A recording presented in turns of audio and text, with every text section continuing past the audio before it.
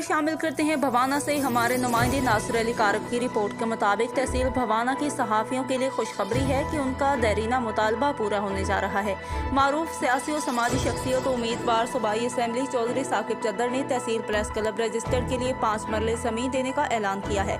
इस हवाले से चौधरी साकिब चद्दर का कहना है कि तहसील प्रेस क्लब रजिस्टर्ड के लिए 5 मरले जगह देने का ऐलान करता हूँ, जबकि उसकी तामीर में भी अपना हिस्सा डालूंगा।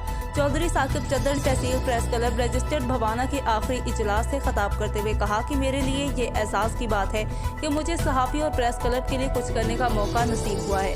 मेरे आबाओ अजदाद ने भी भवाना के लिए बहुत से रफ़ाई काम किए हैं। मैं भी उनके नक्शे कदम पर चलते हुए रफ़ाई कामों में बढ़ चढ़ कर हिस्सा लूंगा।